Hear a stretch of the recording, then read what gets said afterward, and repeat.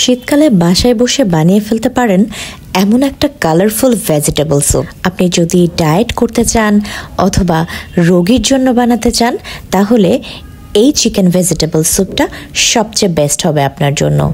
গতকালকে আমি একটা চিকেন স্টক বানিয়েছিলাম এবং এই স্টকটা দিয়েই এই ভেজিটেবল চিকেন স্যুপটা রান্না করেছি।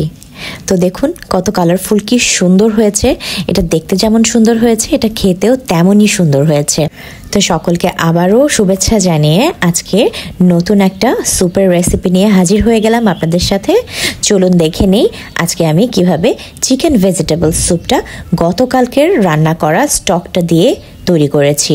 যদি আমার স্টকটা দেখতে চান আমি কিভাবে তৈরি করেছি তাহলে আমার প্রোফাইলের আগের ভিডিওটাতেই ঠিক পেয়ে যাবেন আপনি চিকেন স্টক কিভাবে বানাতে হয় একদম সহজে ঘরে বসে।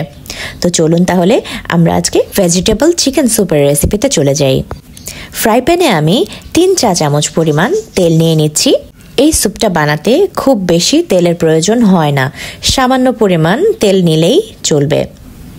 সাথে আমি কেটে রেখেছিলাম কিউব করে পেঁয়াজটাকে দেখুন, আমি একটা পেঁয়াজকে 4 থেকে 5 ভাগে কেটেছি এবং এটা দেখতে একদম কিউবের মতো লাগছে, ঠিক এমনভাবেই কেটেছি। চাইনিজ ভেজিটেবল কাটার সময় যেমন এরকম 4 কোনা করে কিউব করে কাটতে হয় ভেজিটেবলগুলোকে, ঠিক তেমনই পেঁয়াজগুলোকেও আমি 4 কোনা ভাবে কেটে নিয়েছি।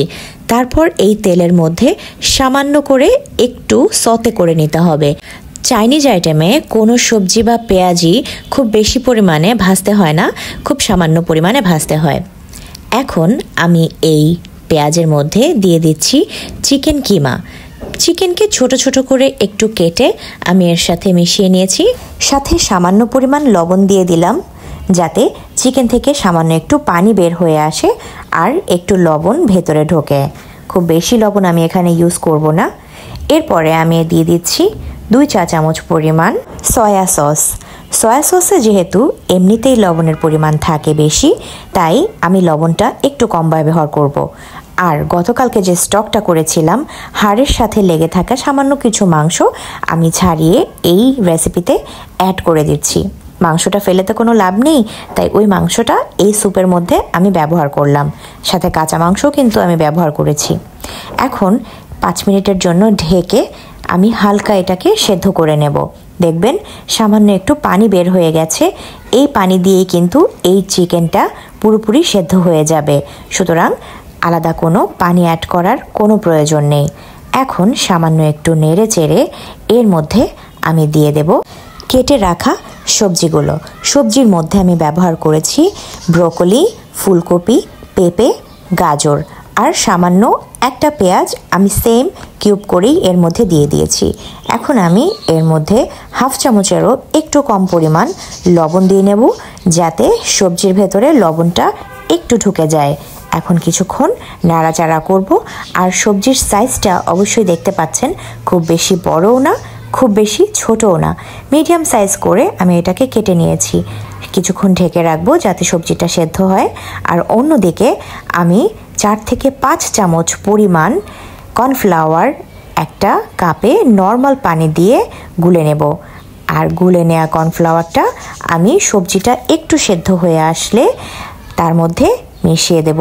সবজিটা কিন্তু আমি খুব বেশি সিদ্ধ করব না, যেহেতু এটা চাইনিজ ভেজিটেবলের মতোই হবে, তাই এটাকে খুব বেশি সেদ্ধ করা যাবে না। সামান্য পরিমাণে একটু ভাপে আসলেই এর মধ্যে আমি গতকালকে যে স্টকটা রেডি করে রেখেছিলাম সেই স্টকের পানিটা দিয়ে দেব। আপনারা যারা আমার স্টক বানানো দেখেননি গতকালকের ভিডিওটা দেখে আসতে পারেন।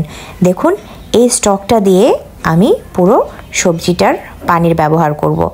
আলাদা কোনো অ্যাডেড পানি কিন্তু আমি এর মধ্যে দেব না, কারণ পর্যাপ্ত পরিমাণ ভিটামিন এবং স্যুপের যে আসল টেস্টটা এটা এই স্টক থেকেই কিন্তু চলে আসবে। আলাদা পানি দিলে সেক্ষেত্রে স্টক ব্যবহার করার দরকার নেই, সেক্ষেত্রে কিন্তু টেস্টটা ডিফারেন্টও আসতে পারে। আর এই স্টকটা দিয়েই কিন্তু আরও নানা ধরনের চাইনিজ আইটেম রান্না করা হয়ে থাকে রেস্টুরেন্টে। তো পানিটা যখন সামান্য বলক উঠে আসবে তখনই আমি এর মধ্যে মিক্সড করা কর্নফ্লাওয়ারটাকে অ্যাড করে দিব। দেখুন সবজিটা কিন্তু খুব বেশি এখনও সিদ্ধ হয়ে যায়নি, এটা যখন 70% সেদ্ধ হয়ে আসবে ঠিক তখনই কিন্তু আমি এই কর্নফ্লাওয়ারটাকে অ্যাড করেছি। আর সবজিটাকে যেহেতু আমি পুরোপুরি 100% সেদ্ধ করব না, মিনিমাম 80 to 90 পরিমাণ সেদ্ধ করব, আর বাকি 10% কিন্তু একটু শক্তই থাকবে। এটা একটু হালকা শক্ত, চিবিয়ে খেতেই কিন্তু মজা লাগে। তো এর মধ্যে আমি হাফ চামচ পরিমাণ লবণ ব্যবহার করেছি।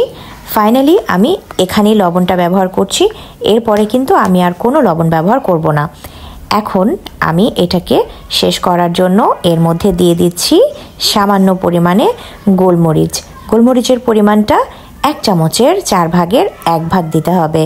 আপনি যেমন পরিমাণ রান্না করছেন ঠিক তেমন পরিমাণ এটাতে ইউজ করতে পারেন। গোলমরিচের গুঁড়াটা ব্যবহার করার কারণে এটার টেস্ট এবং ফ্লেভারটা একদম ডিফারেন্ট চলে আসবে।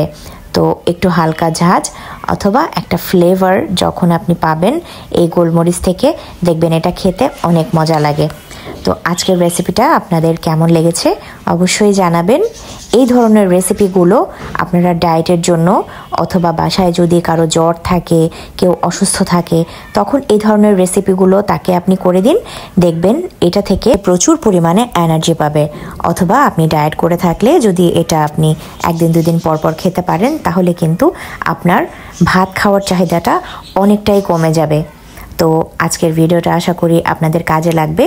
তো যে যেখান থেকে দেখছেন অবশ্যই আমার চ্যানেলটাকে সাবস্ক্রাইব করে রাখবেন, একটা লাইক দিয়ে রাখবেন, আর প্লিজ আমার ভিডিওগুলো আপনার ফ্রেন্ডসদের সাথে শেয়ার করে রাখবেন। তো আপনারা সবাই ভালো থাকবেন। পরবর্তী নতুন আরেকটা রেসিপি নিয়ে আপনাদের সামনে আবারও চলে আসব। ততক্ষণ পর্যন্ত ভালো থাকবেন, সুস্থ থাকবেন, আর আমার জন্য অনেক দোয়া করবেন। আল্লাহ হাফেজ।